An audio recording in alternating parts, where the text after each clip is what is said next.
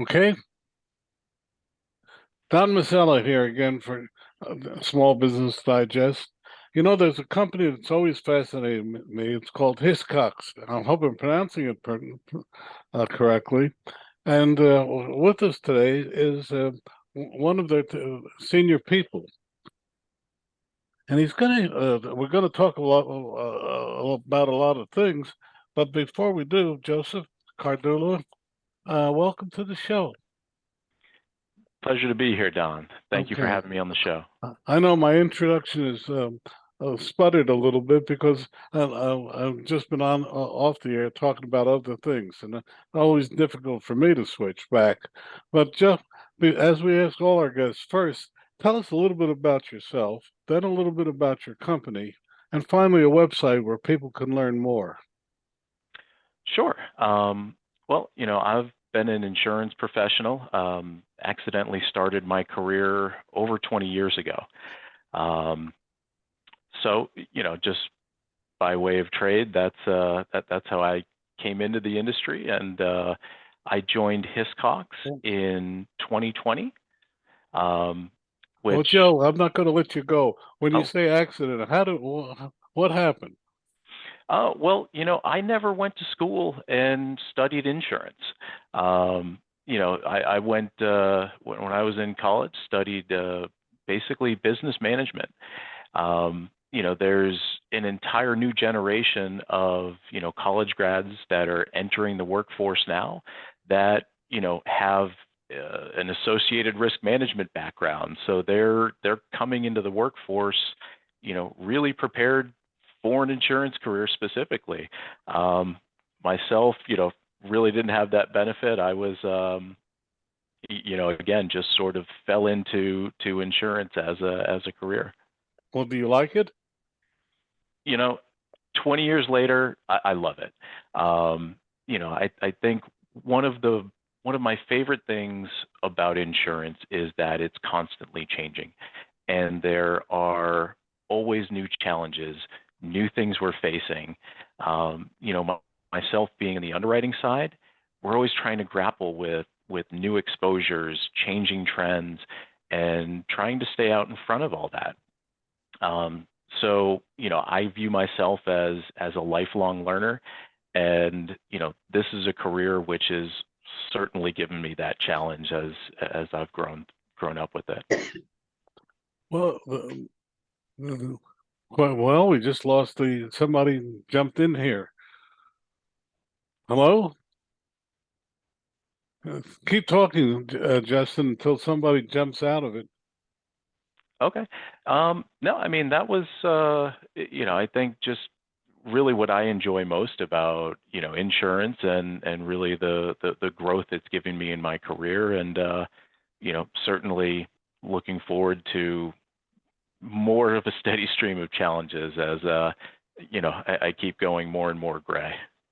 Well, let me ask you a question. Does an underwriter do? An underwriter's basic job is to assess risk. In some cases, if it's a large account, it can be a very complex insured. So that individual is looking back at the experience, how that business is changing, challenges they might be facing. Also being aware of just legal trends in general, that might be challenging, or that business might be facing. So ultimately, it's the underwriter's, job to assess risk, establish a price, put together terms and conditions, and have that presented to the customer, and ultimately, the goal is to write the account, and both the customer benefits with the protection they're receiving, and the carrier benefits from just writing that piece of business. Okay. Well, now tell us about Hiscox in your view. What does it do, and why does it do it better? Well, I think with Hiscox, I mean, one thing that certainly I appreciated about it was their focus on small business insurance. Really, one of our stated goals here is to be America's leading small business insurer. And that's something that, not a lot of companies really go after that small segment. It can be very transactional.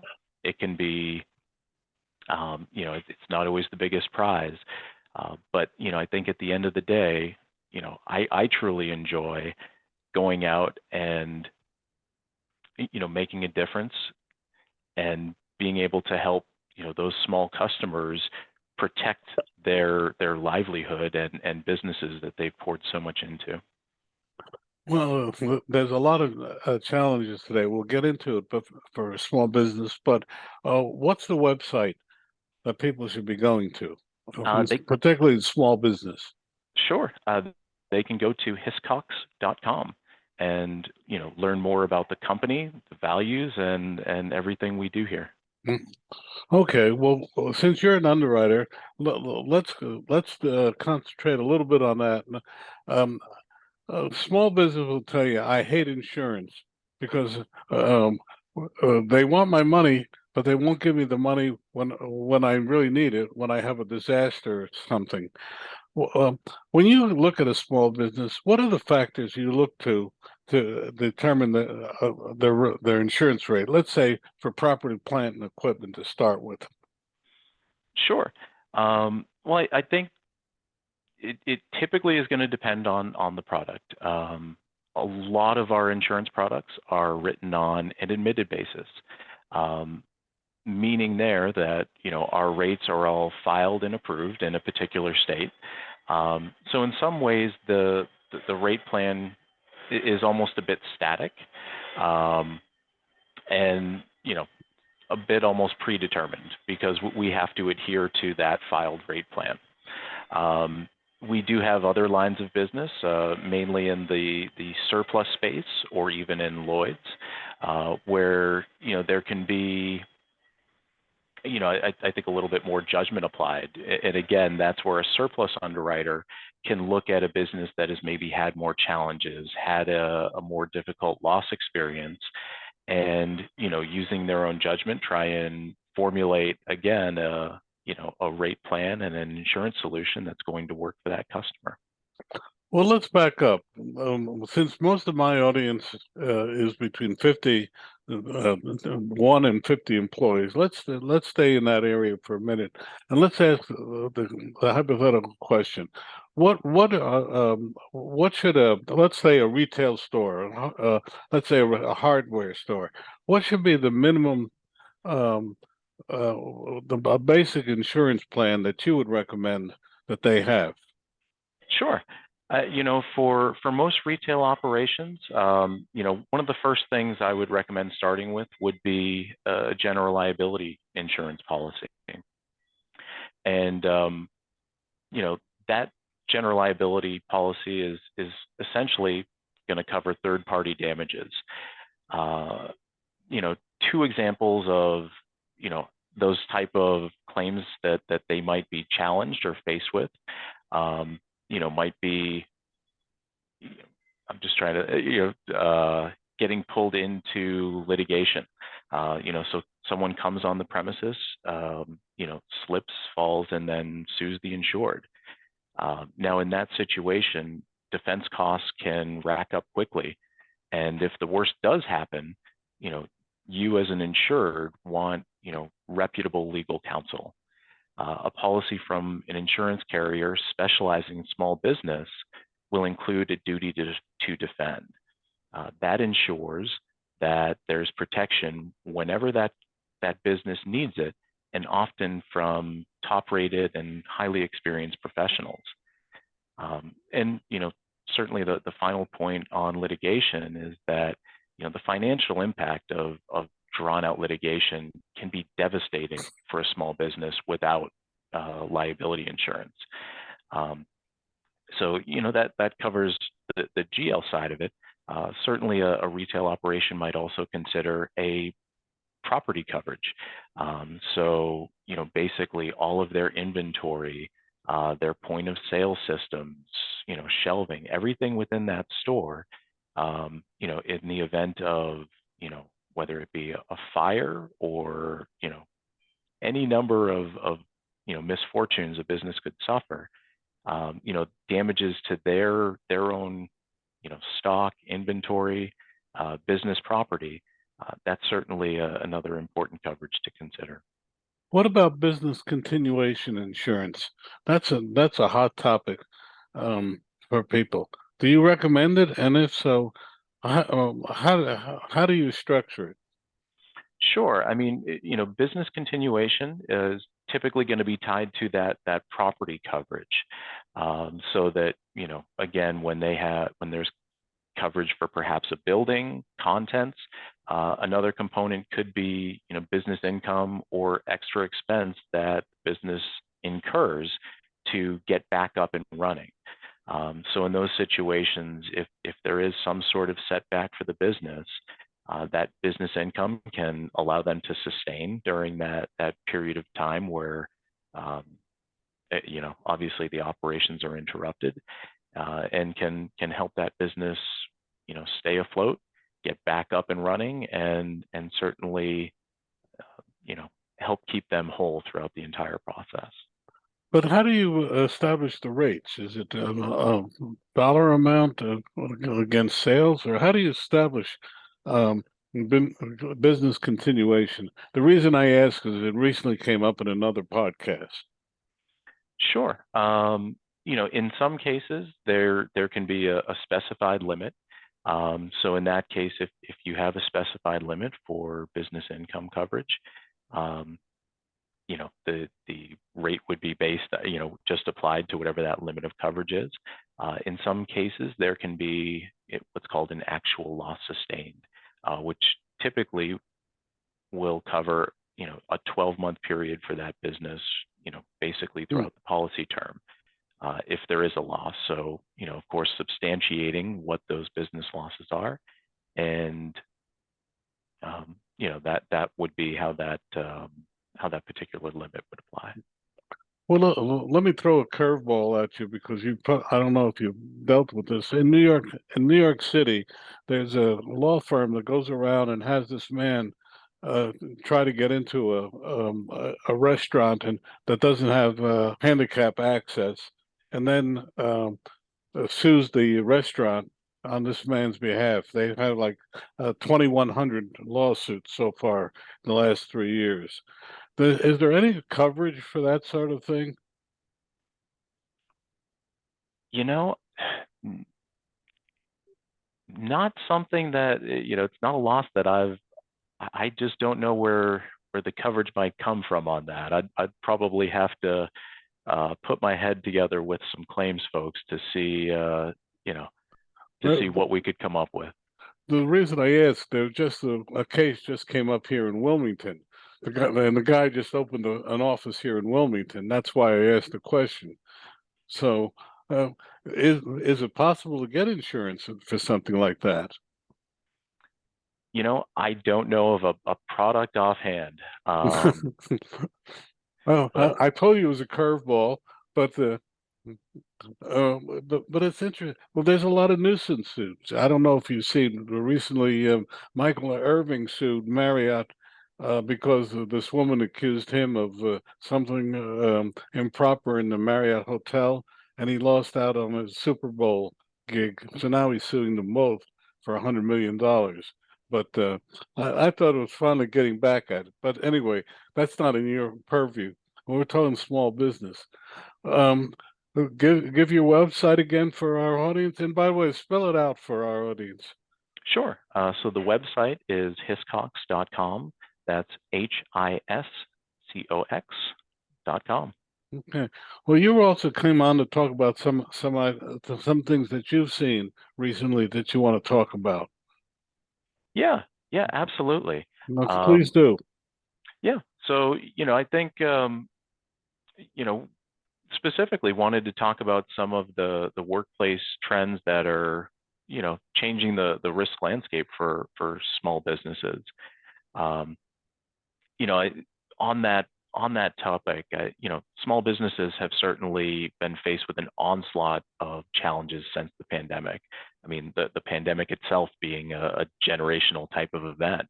Um, and then, subsequent to that, we've seen a host of challenges, inflation, the economic outlook and uncertainty there, cyber attacks, supply chain issues. I mean, all of these things are, really challenging for businesses in the, you know, right now in 2023. Now, despite those headwinds, 88% of small business owners have a positive outlook for 2023. I mean, that shows, I think, a high developed aptitude for resilience that should certainly power the economy for many years to come. I think when thinking about all those challenges, inflation is certainly the headline these days. It's one of the most significant trends challenging businesses right now in 2023. Now, while small businesses can review expenses and have conversations about savings with their suppliers to combat raising prices, juxtaposed to buyers demanding lower or even steady prices these days, certainly puts a lot of strain on many businesses. Another trend that is certainly out there is AI. AI is rapidly proving its ability to compete with humans in some services, such as copywriting and art creation. I mean, obviously, it's even entering the school and business project space, as we've seen with Chat GPT, which, just as a disclaimer, Don, I didn't use Chat GPT to sit down and prepare for our discussion today. I think the pertinent question is whether a small business is identifying AI as a threat or a free resource to be utilized. Another ongoing trend, small business. What do you think? I think of AI as an opportunity. I think, again, in the scope that some students are using AI to help them create content, and certainly copywriting and art creation. I think it's a really exciting area right now, and I think it's a great opportunity. Well, let me just. Do you offer any insurance on plagiarism or stealing of trademark or stealing of product? Now, yeah, I mean, when it comes to almost like a media liability type coverage, yeah, certainly a cover like that would address the theft of copyrighted material, a slogan that's used in a website. So there are coverages available that can deal with those type of claims. I think you do raise a good point there. Certainly one of the challenges with AI is it is a bit of buyer beware. Ultimately, as good as the algorithm is at developing material and content, it's going to be up to individuals to kind of fact check and make sure that system is being honest before rushing out to publication. Sure. I'm sorry to interrupt you, but keep going. You're doing a great job. Oh, thank you. One of the other ongoing trends that we're seeing in the we're just seeing at the moment is the continued risk from cyber attacks. We've seen the median cost of cyber attacks increase 80% over the last year, from $10,000 to $18,000, according to our annual Hiscoxs Cyber Readiness Report. Certainly, hackers are becoming bolder and more sophisticated, and many small businesses just don't have the bandwidth to keep up. The final trend I'd just mention here is that small businesses are hiring freelancers or gig workers in record numbers. Mm-hmm. I mean, this solves for long and short-term needs in the new emerging workplace environment, which relies on remote working options. Both are considerably increasing small business risk that many are unaware of, but could be costly if unaddressed. Well, let's address some of those. That's a good point. I'm you you know you hire a freelancer and they somehow or other do something that causes you to ruin a batch of something. Is there an insurance for that, and how do you measure that? Sure. From a coverage perspective, again, it could really depend on what the alleged damages are. I think just on that topic of, the the gig economy, um, you know, right now we're seeing, whether due to the fear of recession limiting full-time hiring or a workplace shortage, not that we haven't seen in past economies. I mean, companies of all sizes right now are hiring these freelancers and gig workers to solve for those long and short-term project needs. I think, as a more concrete example, businesses and individuals can have liability issues arise if one of their clients feels like they've been given incorrect advice, there's been information omitted, or any other host of things that could be a flashpoint for some sort of damage. Well, unfortunately, we're coming towards the end of our time. Uh, your company again and your website? Sure. So my company is Hiscoxs, and the website is hiscoxs.com. That's HISCOX.com. Joseph, what would you like to leave our audience with?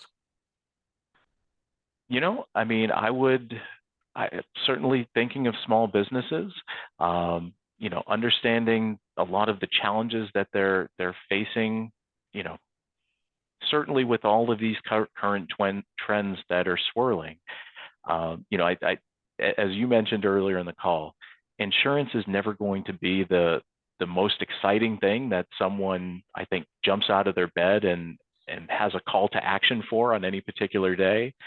But it is such an important product to help present or protect, really the lifeblood of that business. And in many cases, someone's career, their life work that's been poured into that. Really, I would encourage people to sit down, review their coverage, explore their options. Think about how some of these challenges, could disrupt their business. So, again, that would be my my plug from an old insurance underwriter. Well, on that note, we say thank you very much for for me, an interesting and informative time. Thank you. Thank you very much, Don. Thank you for having me.